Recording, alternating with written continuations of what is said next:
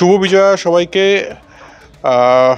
উৎসবের মরশুম চলছে, তবে তারই মাঝে আরও একবার চলে এসেছি খেলার দুনিয়ায় কি চলছে সেটা আপনাদের জানাতে। প্রথমে আসছি যে আজকে থেকে শুরু হয়েছে ভারত ওয়েস্ট ইন্ডিজ প্রথম টেস্ট ম্যাচ আহমেদাবাদের নরেন্দ্র মোদী স্টেডিয়ামে। আজকের দিনে খেলা শেষ এবং এই মুহূর্তে কি অবস্থায় দুটি দল দাঁড়িয়ে অবশ্যই বলবো। আজকে প্রথমে টসে জিতে ব্যাটিংয়ের সিদ্ধান্ত নেয় ওয়েস্ট ইন্ডিজ এবং যেটা হওয়ার ছিল সেটাই হয়েছে। এই ওয়েস্ট ইন্ডিজ রস্টন চেজের ওয়েস্ট ইন্ডিজ অত্যন্ত দুর্বল, প্রথম দিনের খেলাতে সেটা একদম স্পষ্ট। ওয়েস্ট ইন্ডিজ প্রথমে ব্যাট করতে নেমে 162তে অল আউট হয়ে যায়।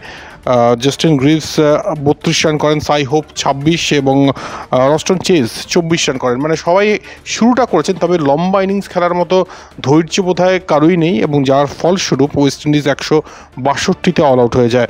অপরদিকে ভারতীয় বোলারদের মধ্যে মোহাম্মদ সিরাজ মানে যেখানে শেষ করেছিলেন সেই ওভালে, সেখান থেকে যেন আবারও শুরু করলেন আহমেদাবাদে।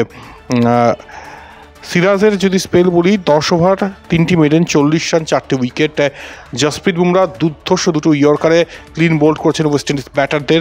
তার ফিগারটা হচ্ছে 10 ওভার 3টি মেডেন, 42 রান 3টি উইকেট। মনে রাখতে হবে এশিয়া কাপ খেলেই কিন্তু তিনি টেস্ট ম্যাচ খেলতে চলে এসেছেন, মানে ওয়ার্কলোড ম্যানেজমেন্টকে একদম বুড়ো আঙ্গুল দেখিয়েছেন বলা যেতে পারে এক্ষেত্রে। অপরদিকে কুলদীপ যাদবের ক্ষেত্রেও একই কথা বলবো। এশিয়া কাপের পরেই কিন্তু সরাসরি এই আহমেদাবাদ টেস্টে চলে এসেছেন এবং 6 ওভার 1 বল 25 রান দিয়ে 2টি উইকেট নিয়েছেন।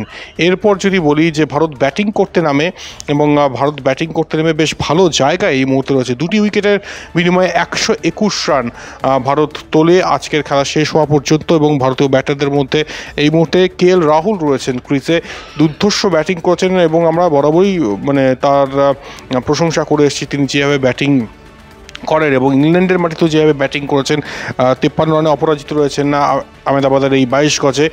আর ধ্রুপদী ব্যাটিংয়ের সমাহার আহমেদাবাদের সবুজ গালিচায় এই KL রাহুলের ব্যাট থেকে আমরা দেখি। তবে সাই সুদর্শন একটা পুয়ার শট খেলতে গিয়ে আউট হয়ে যান না, তিনি অন সাইডে স্ম্যাশ করতে গিয়ে তার উইকেটটি উপহার দিয়ে আসেন। 7 রানে তিনি আউট হয়েছেন।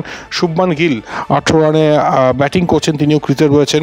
যশস্বী জয়সওয়াল এর আগে একটা ভালো ইনিংস খেলার চেষ্টা করছেন, তবে ওই শুরু করলেন কিন্তু শেষটা করতে পারলেন না। 36 রানে আউট হয়ে গিয়েছেন যশস্বী জয়সওয়াল। শুভমান গিল 18 রানে এবং KL রাহুল 53 রানে। আশা করাই যায় যে এই জুটিটা অত্যন্ত শক্তিশালী হতে চলেছে এবং এই জুটির উপর ভর করে ভারত কিন্তু একটা বড় রানের লিড দিতে চলেছে। ভারত এটাই চাইবে যে যাতে তাদের আর ব্যাটিং করতে না হয়, কারণ এই যে ওয়েস্ট ইন্ডিজ টিম, তাদেরকে যদি 200 রানেরও লিড দেওয়া হয়, তারা সেই রানটা টপকাতে পারবে কিনা সেটা নিয়ে কিন্তু যথেষ্ট রকম প্রশ্ন রয়েছে।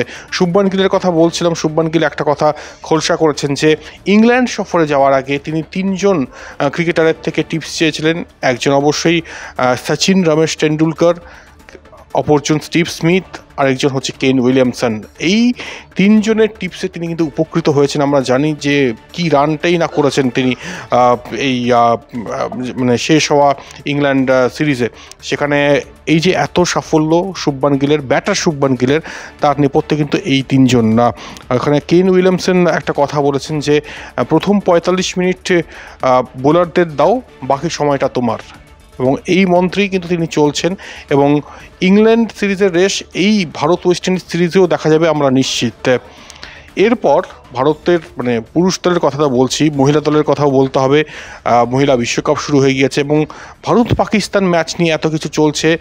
ভারত পাকিস্তান ম্যাচের সঙ্গে মানে এশিয়া কাপে যে নাটকগুলো আমরা দেখলাম, সামনে কিন্তু উইমেন্স ওয়ার্ল্ড কাপেও ভারত পাকিস্তান ম্যাচ 5ই অক্টোবর, সেই হাই ভোল্টেজ ম্যাচ। একদিকে ভারত এবং অপরদিকে পাকিস্তান। না, প্রশ্ন হচ্ছে একই রকম ডেকোরাম কি ফলো করা হবে? মানে যে জিনিসগুলো আমরা দেখে এসেছি এশিয়া কাপে, ভারতের কোনো ক্রিকেটার হ্যান্ডশেক করেনি, কোনো ফটোশ্যুট করেনি, এই জিনিসটা কি মহিলা বিশ্বকাপেও দেখা যাবে? সূত্র বলছে যে no customary handshake at the toss, একই সঙ্গে no photoshoot with the match referee এবং no end of game handshakes. মানে যেগুলো করা হয়েছে এশিয়া কাপে ভারতীয় দলের তরফ থেকে, এই একই জিনিসে কিন্তু অনড় থাকছে ভারতীয় মহিলা ক্রিকেট দলও। তাই একটা কথা বলাই যায় যে BCCI aligned with the government, মানে গভর্নমেন্ট যেটা বলবে, সরকার যেটা বলবে সেটা করতে বাধ্য। এবং এখানেও কিন্তু কোনো ভারতীয় মহিলা ক্রিকেটারকে আপনারা দেখতে পারবেন না যে তারা হ্যান্ডশেক করছে বা ফটোশ্যুট করছে, এরকম কোনো রকম কিন্তু দৃশ্যের সাক্ষী থাকবে না এই ভারত পাকিস্তান ম্যাচ যেখানে হবে, মানে কলম্বোতে এই ভারত পাকিস্তান মহিলা বিশ্বকাপের হতে চলেছে। তাই এটাই বলা হচ্ছে এশিয়া কাপের রেসটা এখানেও, এবং আমি নিশ্চিত যে আগামী যে T20 ওয়ার্ল্ড কাপ রয়েছে ফেব্রুয়ারি থেকে যেটা শুরু হওয়ার কথা, সেখানেও কিন্তু একই জিনিস ফলো করা হবে। আর এটাই বলার যে আরও একটা জিনিস, মানে এই ভারত পাকিস্তান ম্যাচের আগে সাংঘাতিকভাবে কিন্তু বিতর্ক তৈরি করেছে একজন পাকিস্তানি কমেন্টেটররা একটা শব্দ ব্যবহার করেছেন। শব্দটা হচ্ছে আজাদ কাশ্মীর। এই শব্দের ব্যবহারের ফলে কী হতে পারে সেটা হয়তো তার জানা ছিল না, তবে ইতিমধ্যেই সাংঘাতিক রকমের বিতর্ক শুরু হয়েছে এবং 5ই অক্টোবরের আগে উত্তেজনা যেন আরও বাড়িয়ে দিয়েছেন এই পাকিস্তানি কমেন্টেটর, যিনি আজাদ কাশ্মীর সেই কোনো এক পাকিস্তান ব্যাটারকে ডেসক্রাইব করতে গিয়ে তিনি কোথায় বড় হয়েছেন, কোথায় ট্রেন নিয়েছেন, সেই আজাদ কাশ্মীর এই পার্টিকুলার শব্দটা ব্যবহার করছেন। তাতে কিন্তু এই মুহূর্তে বিতর্ক একেবারে চরমে। কি হয় 5ই অক্টোবর, অবশ্যই নজর থাকবে ভারত পাকিস্তান মহিলা বিশ্বকাপের ম্যাচেও।